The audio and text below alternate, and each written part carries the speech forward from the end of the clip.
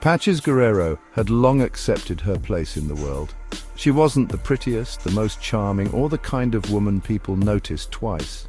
At 40, living in a quiet, single-attached home in a town just outside the metro with her 3 cats, Chandler, Joey, and Abby, she found peace in routines. Morning coffee with a splash of condensed milk, evening comic book reading, and occasional binge-watching marathons of obscure shows she'd already seen 3 times over. Her mother, a lively senior citizen who spent her days coordinating church events and neighborhood Zumba classes, lived with her. On either side of their home were her elder sister and younger brother, both single and absorbed in their own quiet lives. Their close-knit little trio of houses formed a cocoon, one that made Patches feel safe, even as she longed for something more. Patches was an introvert at heart, forced to wear an extroverted mask for work. She had spent 18 grueling years in the advertising industry, navigating deadlines, difficult clients, and the constant pressure to prove herself. Now, 3 months into her new role as business unit director at a mid-sized agency, she was still struggling to find her footing. Her boss, Ricky Azuncian, was perfectionist personified, anal and uptight. He had an uncanny ability to make Patches feel like she was lacking, even after years of accolades and experience.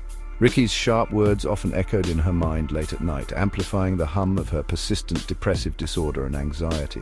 Still, she soldiered on, leaning on her 2 dependable senior account managers, Tin and Mika, both Gen Z dynamites who somehow made the chaos of advertising bearable.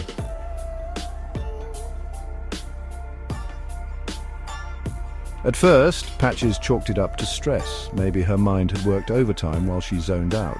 But when it happened again, this time with an impossible timeline for a campaign that miraculously fell into place, Patches couldn't ignore it anymore.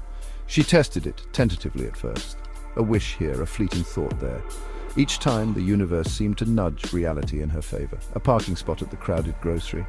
A sudden stroke of genius during a brainstorming session. A cancelled meeting just when she was on the verge of tears. "Am I losing it?"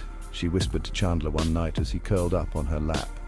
Joey and Abby lounged nearby, unimpressed by her existential crisis.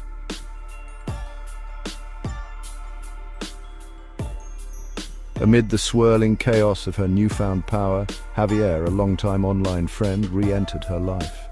They had met in person only once, years ago, but their friendship had been sustained through shared interests in video games, geeky pop culture, and late-night chats. Javier was an introvert too, though his charm and good looks had earned him a reputation as a bit of a player. Patches knew about the string of women he kept at arm's length, never committing, always distant. Still, there was something about him that made her feel seen in a way few others did. Their conversations grew deeper, stretching into hours. But while Patches began to hope for something more, Javier seemed oblivious to her feelings.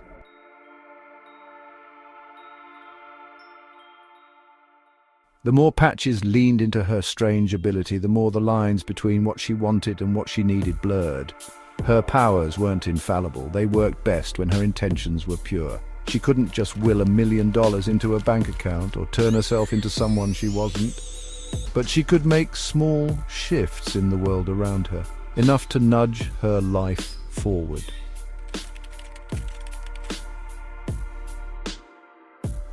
One day, Patches pushed too far. In a desperate moment of self-doubt, she wished for Ricky to see her worth. The next day, he announced her promotion, but it was a hollow victory. The team resented her newfound success, and even Tin and Mika seemed wary of her. Her powers had given her what she thought she wanted, but at what cost?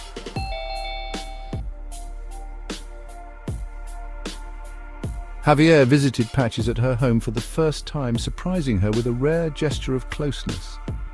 They spent the day playing video games, walking around the neighborhood and reminiscing about old cartoons. By evening, they spent more time talking at the overlooking deck.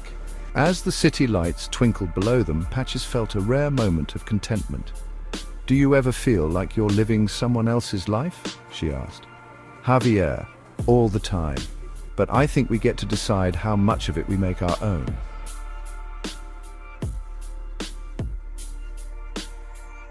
Patches let go of trying to control her world. She began using her powers not for perfection, but for possibility. At work, she guided her team with trust instead of fear. At home, she embraced her quirks and found joy in the smallest moments. And Javier? One quiet evening, as they talked about their favorite Pokemon, he confessed, "Javier, I think I've been looking for something real, and maybe it's been you all along."